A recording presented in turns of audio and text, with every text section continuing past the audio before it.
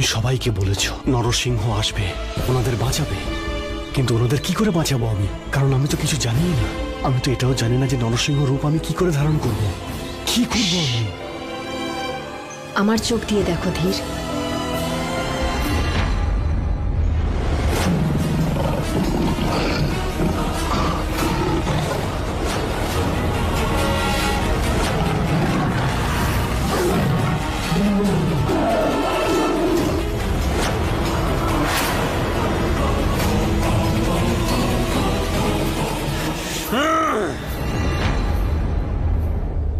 ধীর ধীর ধীর আমার দিকে তাকাও। আমি জানি এটা যথেষ্ট কঠিন, কিন্তু কষ্ট না করলে যে কেষ্ট পাওয়া যায় না, আর লক্ষ্যে পৌঁছানোর জন্য প্রথম পদক্ষেপ নিতে হয়। জানি প্রথম পদক্ষেপ খুব কঠিন হয়। মনে আছে যখন আমরা মায়াবিদ্যা শিখতাম, তখন কতবার পড়ে যেতাম, কতবার উঠতাম, কিন্তু তবু আমরা কোনোভাবেই মন ভাঙতাম না। আমরা শুধু এগিয়ে যাওয়ার কথা ভাবতাম, আর তাতে সফল হয়েছি। জানো দি, যখন চন্দ্রকান্তা জাদু করতো তখনও ছেলেকে মেয়ে আর মেয়েকে ছেলে করে দিত। হ্যাঁ ধীর, এই যুদ্ধে তুমি একা নও, আমরা সবাই তোমার সাথে আছি, সবাই তোমাকে সাহায্য করব। কিন্তু প্রথম পদক্ষেপ তোমাকে নিতে হবে ধীর। মনোসংযোগ করো ধীর, ভগবান বিষ্ণুকে ডাকো, প্রণাম করো।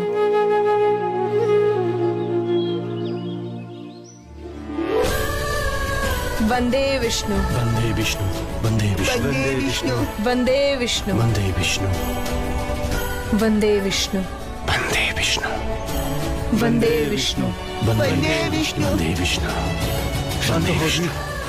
বন্দে বিষ্ণু, চেষ্টা করো ধীর। হ্যাঁ ধীর, বন্দে বিষ্ণু, বন্দে বিষ্ণু, বন্দে বিষ্ণু, বন্দে বিষ্ণু, বন্দে বিষ্ণু। চলো। বন্দে বিষ্ণু।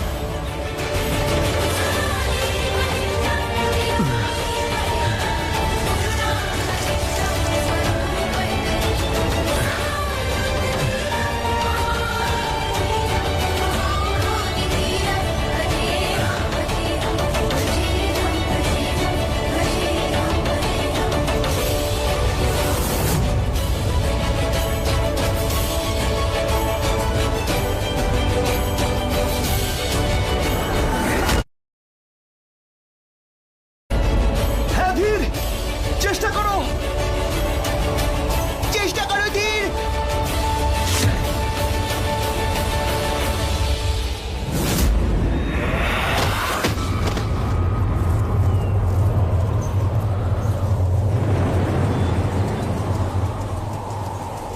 কেন?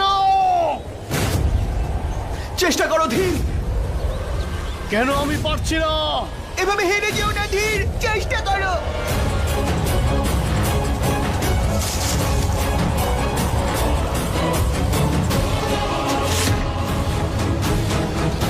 করে যাও।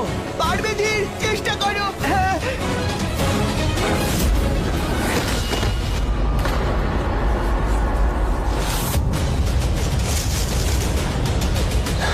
আমি আর পারছি না, হাঁপিয়ে গেছি, খিদেও পেয়েছি আমার। না ধীর, যতক্ষণ না নিজের লক্ষ্য পূরণ করছো থামবে না তুমি। যতই খিদা তৃষ্ণা পাক না কেন, যতই তোমার ঘুম পাক না কেন, যতই রোদ থাকুক, কষ্ট করো, থেমো না, চেষ্টা করো তুমি, চেষ্টা করো ধীর। চেষ্টা করো ধীর। হ্যাঁ ধীর। তোমরা দুজন প্রস্তুত? হ্যাঁ। হাকুম হাকুম হাকুম। এই দেখো ধীর, তোমার লক্ষ্য, যাও, ধরো এদের।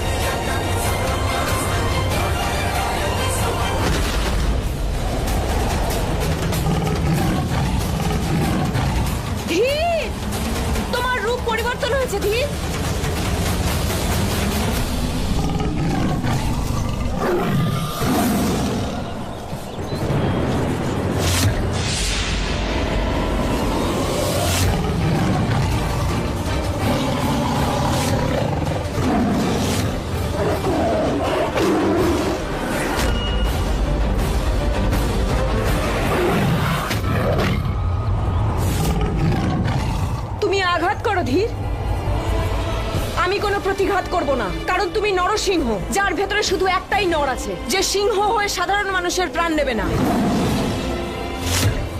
হ্যাঁ ধীর, তুমি রাক্ষস নয়, রক্ষক।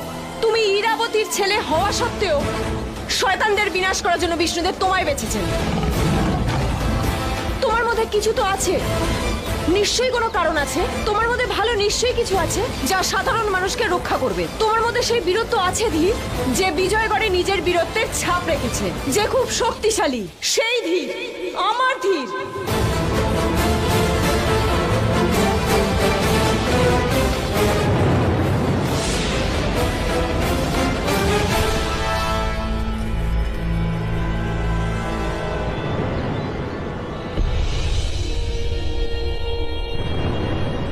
চন্দ্রকান্তা, আমরা পেরেছি। আমি করে দেখিয়েছি, আমি করে দেখিয়েছি, করে দেখিয়েছি। চন্দ্রকান্তা, আমি রূপ বদলে ফেলেছি, তুমি দেখলে তো? হ্যাঁ। হ্যাঁ, আরে দারুণ, এটা তো আনন্দ করার সময়। এই সুন্দর মুহূর্তে তো ভালো খাবার খাওয়া উচিত, তাই না? একদম ঠিক কথা বলেছিস। আর আমার তো এমনিতে খুব খিদে পেয়েছে। দেখো, তুমি যদি আমায় কিছু না খেতে দাও, তাহলে এদেরকে আমি আবার খরগোশ বানিয়ে এখানেই খেয়ে ফেলবো।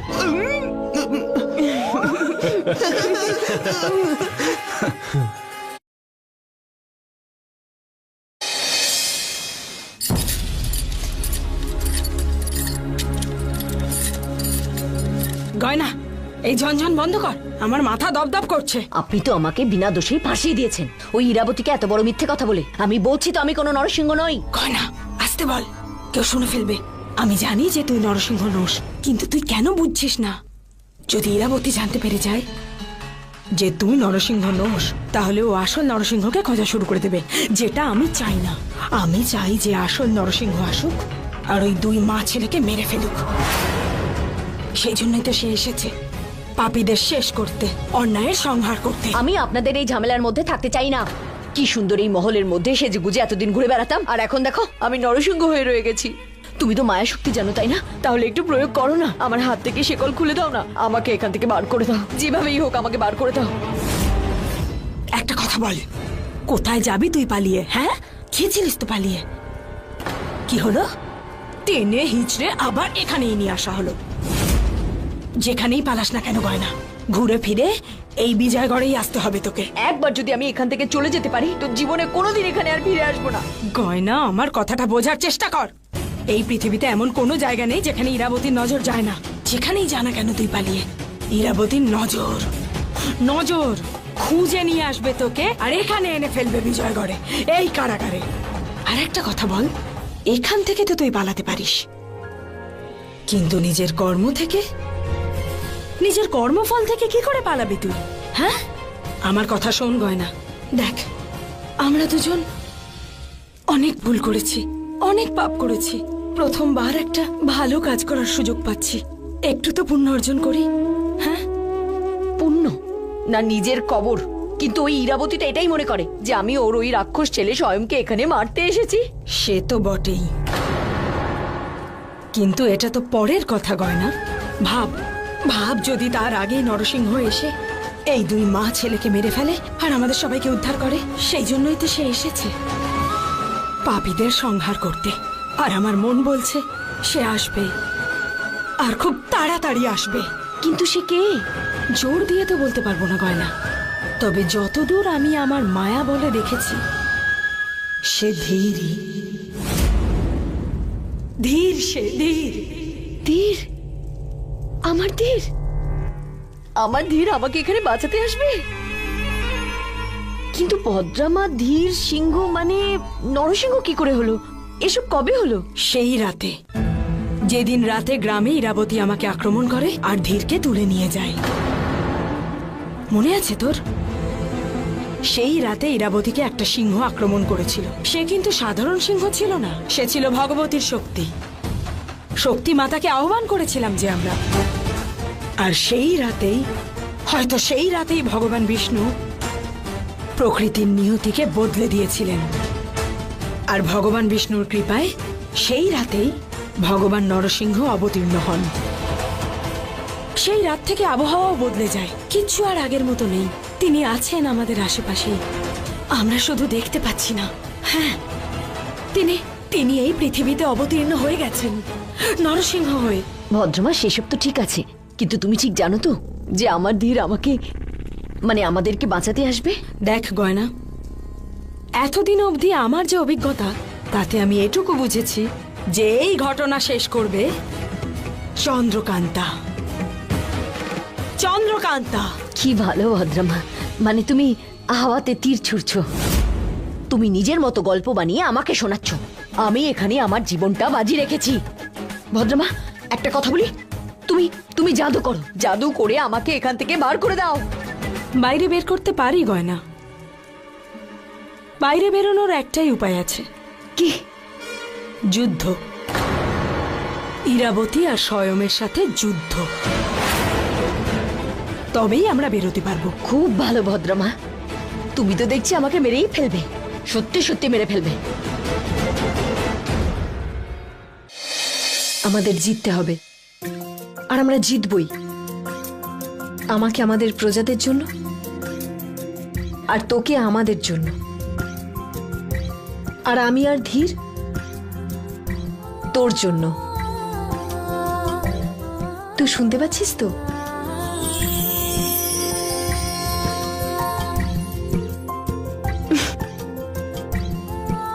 আমিও না, তোকে তো বাইরে থেকে দেখাই যাচ্ছে না। এখনো অনেক সময় বাকি আছে তোর আসার।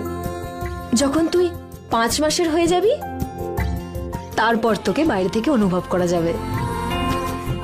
কিন্তু আমি জানি তুই আমার কথা শুনতে পাচ্ছিস। আমি যা বলি, যা করি, তুই সব শুনতে পাস। তাই আমার আর একটা কথা শোন, তোকে বীর হতে হবে।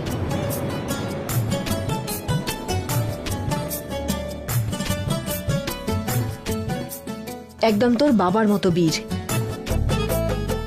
বল, হবি তো তোর বাবার মতো বড় যোদ্ধা?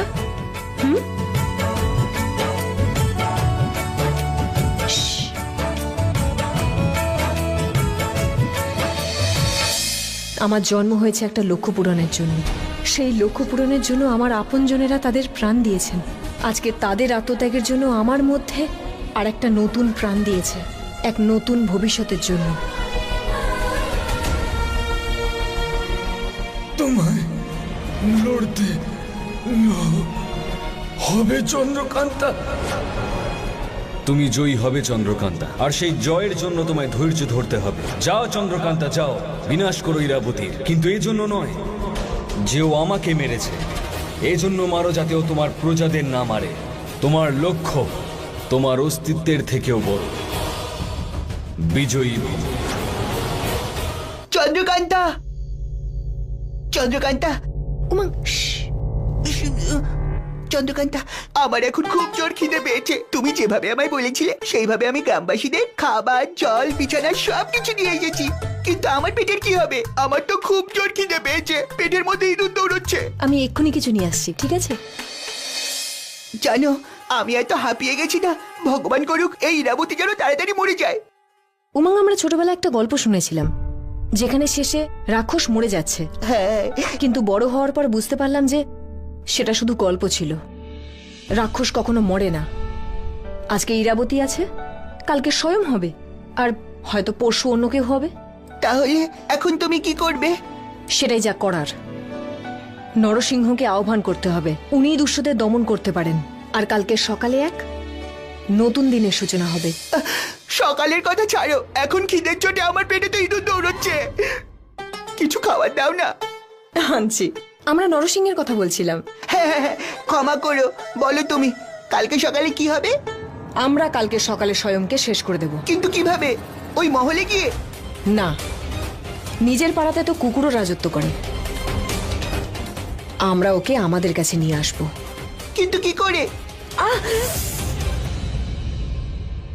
চন্দ্রকান্তা, তোমার আঙুল থেকে তো রক্ত পড়ছে। পেয়ে গেছি উপায়, ওকে আমাদের কাছে নিয়ে আসার। কিন্তু তার আগে আমাদেরকে অন্য কিছু করতে হবে। কি? সেটাই যা বিষ্ণুদেব কৃষ্ণ অবতারে করেছিলেন। সাধারণ মানুষদের বাঁচানোর জন্য উনি ঘুমন্ত অবস্থায় রাতে তুলে নিয়ে গিয়েছিলেন। সমুদ্রের মাঝে দ্বারকা নগর স্থাপন করে তাদেরকে সেখানে রেখেছিলেন, যাতে কোনো শত্রু ওখানে না পৌঁছতে পারে। চন্দ্রকান্তা, তুমি এসব করবে কিভাবে?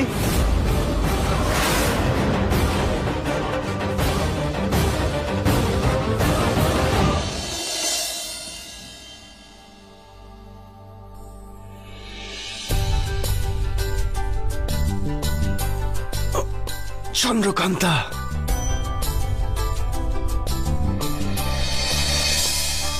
মেঘ, তুই রান্নাঘরে কি করছিস? তোমাদের সবার জন্য খাবার তৈরি করছি। খাবার মানে মা তো আমাকে মারতে পারলো না, কিন্তু মনে হচ্ছে যে তোর রান্না করা খাবার খেয়ে নিশ্চয়ই মরে যাব। তুমি এমন ভাবে বলছো যে তুমি আমার হাতের বানানো খাবার আগেও খেয়েছো। আর খেতেও চাই না। আরে ধীর, আমি এখন খাবার বানানো শিখে গেছি। যখন তুমি আগের ধীর ছিলে তখন আমি গ্রামবাসীদের কাছে থাকতাম, তখন আমি ওদের কাছ থেকে খাবার বানানো শিখেছি। ক্ষমা করে দিস ভাই, যখন আমার স্মৃতিশক্তি চলে গিয়েছিল আমি খুব খারাপ ব্যবহার করেছিলাম তোদের সঙ্গে। ধীর, যখন তুমি চিন্তায় পড়ে যাও, দেখো দেখো তোমার নাকটা কিভাবে ফুলে যায়। আমি তোর কাছে ক্ষমা চাইছি। আর তুই কোথায় গেল এরা দুজন, চন্দ্রকান্ত আর উমঙ্গ? হ্যাঁ, ওরা বাইরে গেছে, বাইরেই থাকবে হয়তো।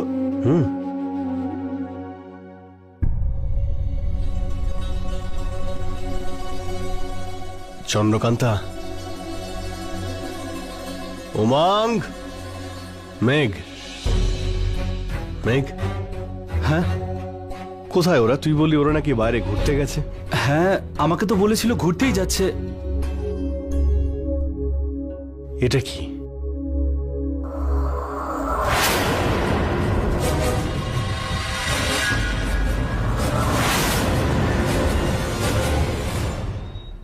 এটা এক মায়াবী নগরের মায়াবী গ্রাম। এখানে সবই অদ্ভুত। এখানে কেউ আপনাদের কাছে পৌঁছতে পারবে না, কোনো শত্রু আপনাদেরকে ছুঁতেও পারবে না। কোনো ভয় নেই আপনাদের এখানে। আপনারা এখানে সুরক্ষিত।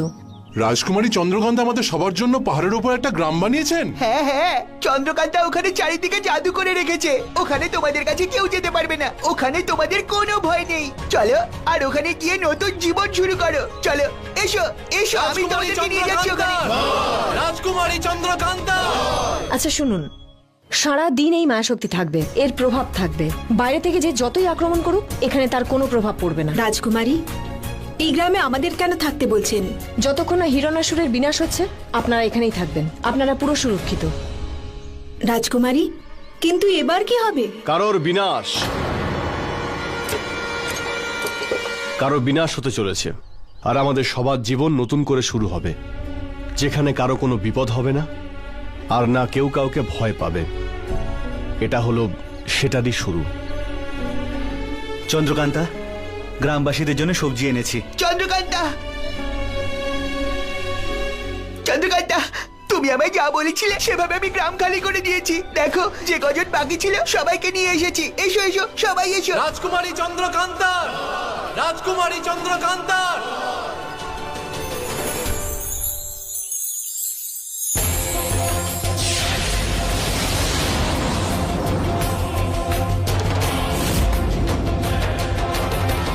আপনারা কেউ চিন্তা করবেন না, আমরা রক্ষা কবচ বানিয়েছি।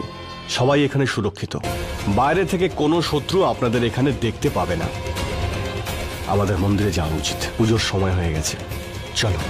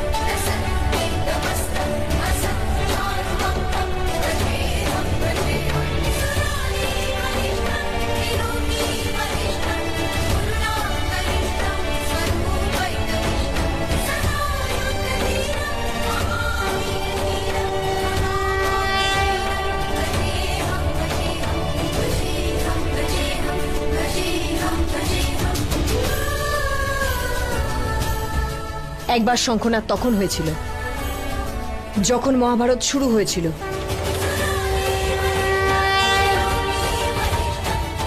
আর একবার যুদ্ধ হয়েছিল, তারপর দুষ্টদের বিনাশ হয়েছিল। আজকে আবার শঙ্খনাদ হবে, যখন আবার যুদ্ধ হবে, আবার দুষ্টদের বিনাশ হবে। আর সেই বিনাশের শুরু হয়ে গেছে।